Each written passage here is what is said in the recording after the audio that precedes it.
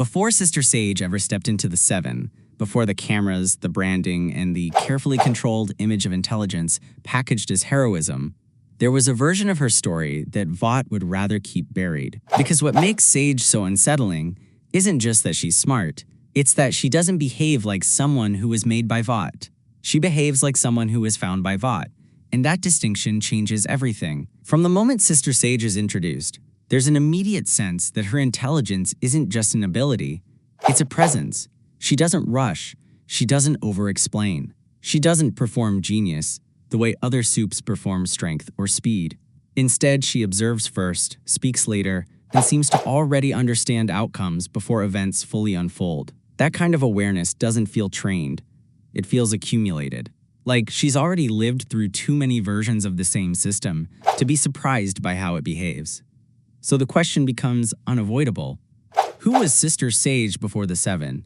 And what exactly did she know before Vought gave her a platform? The official narrative suggests she was recruited because of her intelligence, positioned as Vought's answer to control, strategy, and long-term planning. A superhuman mind. Sister Sage. What's her power?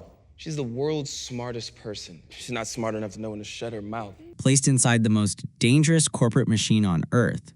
But that explanation feels too clean for a universe like The Boys, where every official story is usually a polished cover for something far more disturbing underneath.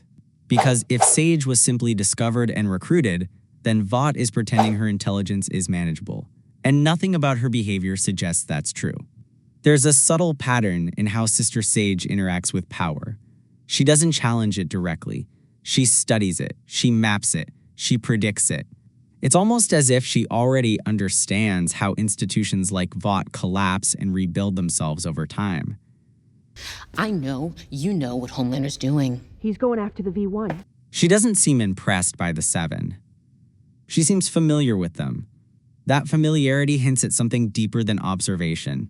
It suggests prior knowledge, maybe even prior exposure to the exact kind of system she's now operating inside, which leads to the first major theory. What if Sister Sage was not created or discovered by Vought in the traditional sense, but was evaluated long before she ever joined them? There are moments in her behavior that feel less like introduction and more like continuation, as if her story didn't begin when we first met her, but simply resumed. She often speaks in a way that implies long-term patterns, not short-term reactions. She understands how people in power behave when they think they are in control. She anticipates betrayal before trust is even fully formed. That level of psychological modeling doesn't come from reading people in the moment. It comes from repeated exposure to the same types of systems breaking in the same predictable ways. And that raises a disturbing possibility. What if Sister Sage was already watching Vought before Vought ever decided to recruit her? If that's true, then her placement in the Seven isn't the beginning of her story. It's the next phase of a longer experiment. Because Vought has always operated under one core belief. If you can control the narrative, you can control the people inside it. Heroes are created. Public perception is manufactured. Truth is secondary to branding.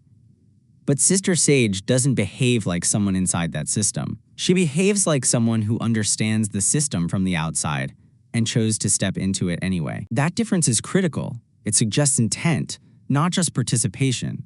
There's also the question of how Vought would even handle someone like her before she joined the Seven. Intelligence on Sage's level isn't just useful, it's dangerous.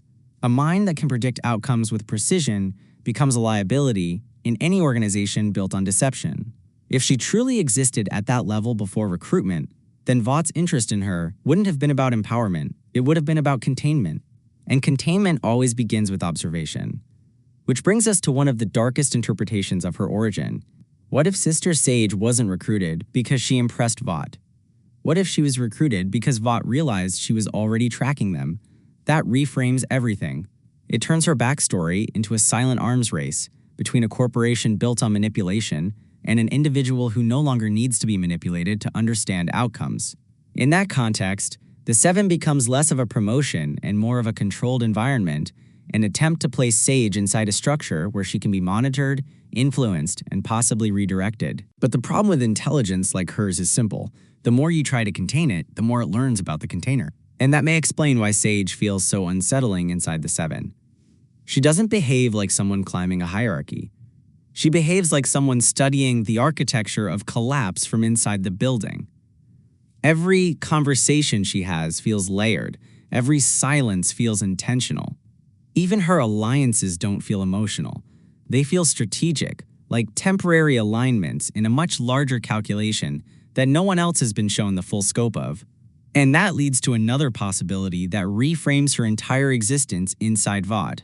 What if Sister Sage didn't join the Seven to gain power? What if she joined to observe how power behaves when it thinks it is absolute? That would mean her presence inside the team is not the reward for intelligence. It's the test of it. Not whether she can fit into Vought's system, but whether she can predict what the system will do when placed under pressure. Every crisis, every internal conflict, every public scandal becomes data.